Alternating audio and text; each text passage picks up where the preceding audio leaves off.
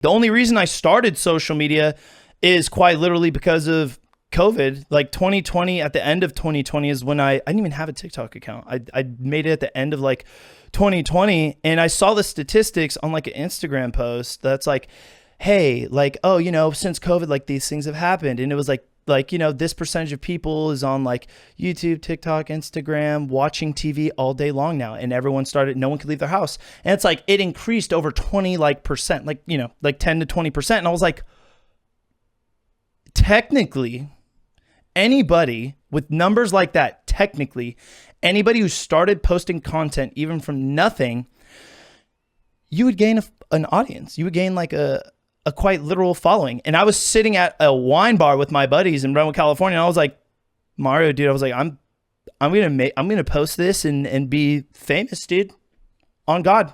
And then we went to that same wine bar 2 weeks later, like a month later, and I had my first like 10,000 followers. And I was like, yeah, but it wasn't until like the veteran community when I started doing like with the branches stuff.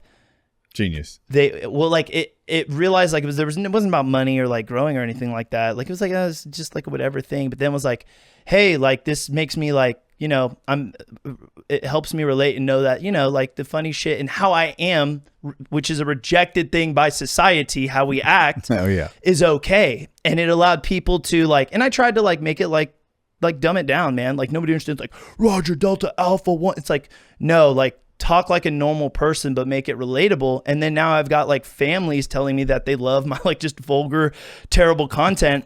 And I think I may have already told this story, but the thing that really kicked this off for me to actually try and then get into the numbers was I met a veteran who was at the VA in California, and I was going because I was like severely depressed and I was having a lot of head issues. And this old Marine dude was like, and I'd only posted like 3 videos on like TikTok, and they had like maybe like 5,000 views each. To me on Instagram, I had like maybe like 50 likes a post. So to me, I was like, that's crazy, but whatever. You remember those numbers when you're in 1,000, you're like, holy shit, I got 1,000 views. Mm-hmm. That's a lot, especially when you're just getting into it. That is a metric shit ton. You'll always remember your first 1,000 views, 10,000 views. And then when you hit 1,000 likes, 10,000 likes, you remember it. You're just like, what is going on? You know?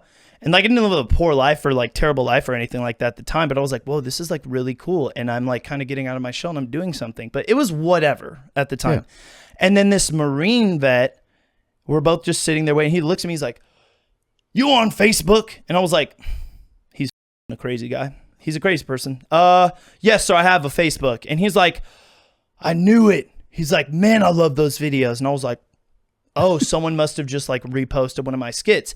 And when he said, man, he's like, I love it. He's like, I don't normally talk to my son or my wife about anything, but like they thought it was really funny. And I felt like in a long, like not in a long time, just from like those few videos or that one, I think he only saw one video. He's like, I felt like I was able to connect and talk to him. And he's like, I thought it was really cool when my son started asking me questions about me in the military. He's like, you know, he's like, it's cool. We don't feel alone. I appreciate that. And like when he said alone, like that struck me in my core. And I was like, I'm going to go home and make like 10 to 100 videos right now. Cause I was like, I can actually help somebody who can't, you like, we've all been there. Like no one can help you. And I was like, I actually have I was like, I have purpose again. Cause like everyone knows, leaving the military, like the whole thing is purpose driven. Right. And I was like, I think I have purpose again, and I want to pursue this. And then I got into the numbers.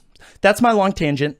It's that getting out, and then a lot of people struggle. I am out, and this is military or different aspects of life. I am alone. I don't have purpose. So I don't have purpose. I don't have a mission, and then finding that. But I've never heard that story. So you relating it back to a dude at the VA, crusty old vet that does feel alone. Crusty old Marine. Yeah. Semper Pi. Semper Pi, man. Semper Pi, brother. He had his little Marine hat on. And I was like, yeah, he's a crazy guy.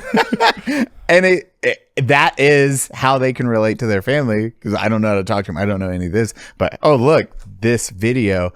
And when I met you, that's one of those things I said. It's like, this is how we bridge that gap to that younger military audience, because I don't know how to talk to them, but Nico understands TikTok.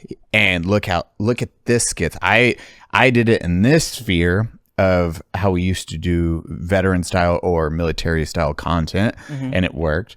But then you got to watch those content creators just fall. They faded away, and there wasn't that new wave of TikTok veteran military space. And then you controlled that space. You at came the in. time that was mine. Like that was at the time that was it. And then as time went on, I realized I'm like, okay, well, like, you know, if I want to make this, like, if I want to go full time and quit my job, which was my dream job at the time, I was like, if I want to quit my job, then I need to like start making money. But then I just went back into the numbers, and I'm like, long story short, the military themselves, like, that's 1%. So my audience is 1%. So then I had to start kind of getting away from the military stuff, and like, you know, then I started doing reactions, and everything started growing, and then it really took off. But yeah. But you still understood that space better than anyone. And this is, again, I will stand on this. This is the dude I talk to all the old crusty social media vets, myself included, and that's like, man, this guy has this new wave of content down. Because I did not.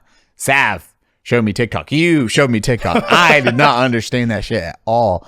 But it was awesome to see. And then seeing you had just as loyal of an audience through that live stream. Like, Can't dude, they do it show without up. community, dude. Like, it's literally the same thing. And that's why I think that's why I genuinely enjoy this space, and why I am now not money oriented, but audience and community oriented, is like, I will forever miss my time on like active duty.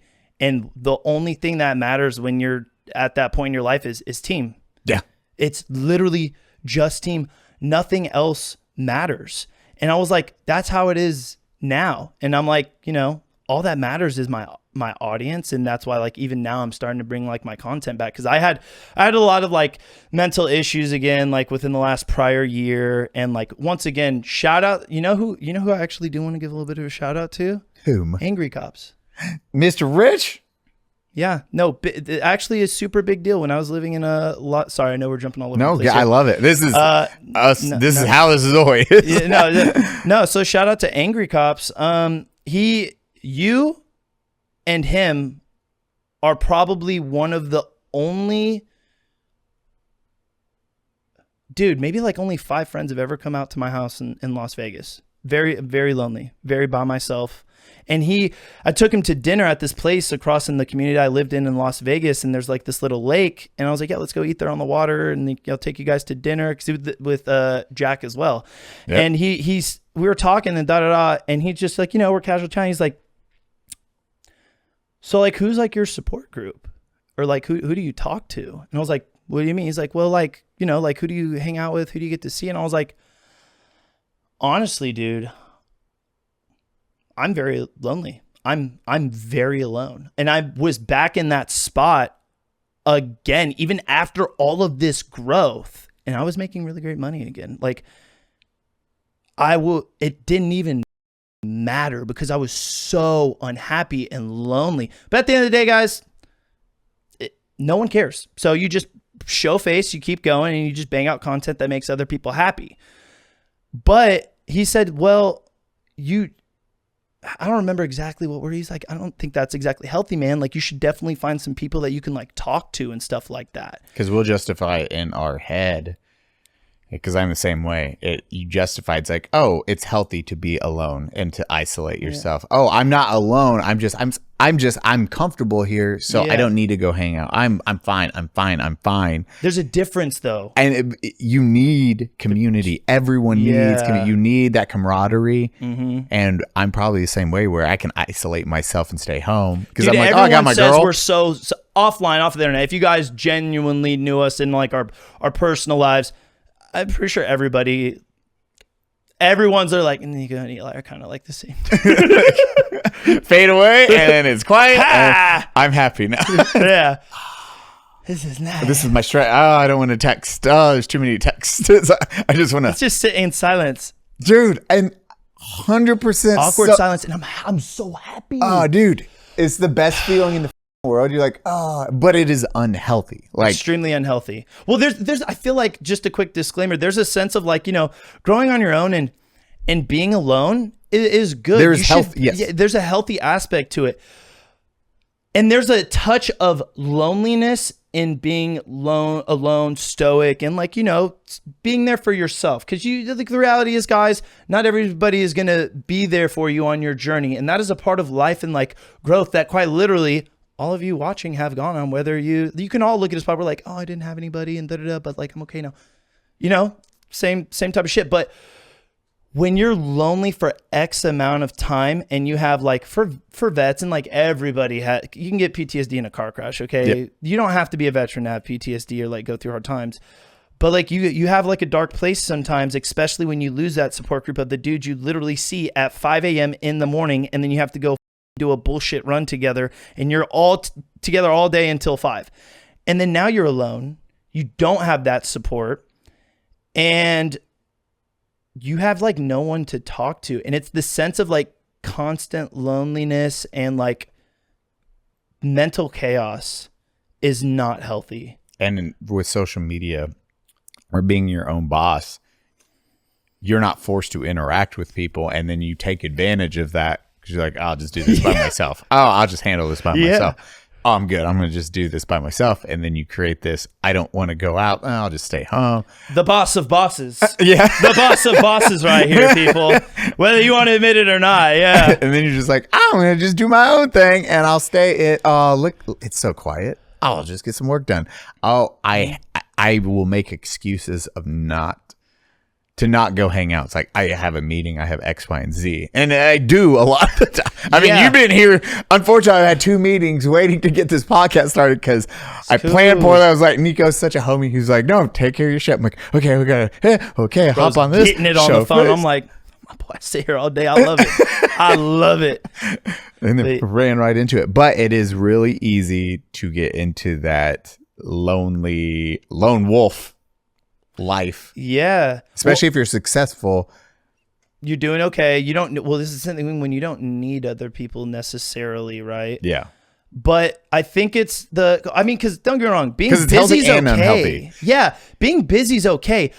But like when you purposefully, if you want to tuck yourself away because you have a goal in mind and you were trying to achieve that, got it. But if you start to get into this antisocial area, I don't even know how to properly like put it together, and like people are there for you, but you almost, and like, it's a sense of feeling sorry for yourself too, and you have to tuck yourself away because you want to compete with people, you want to do your own thing, or you just don't want to see anybody. It's like it can start to get really unhealthy really fast. Really fast. Yeah, so don't purposefully tuck yourself away.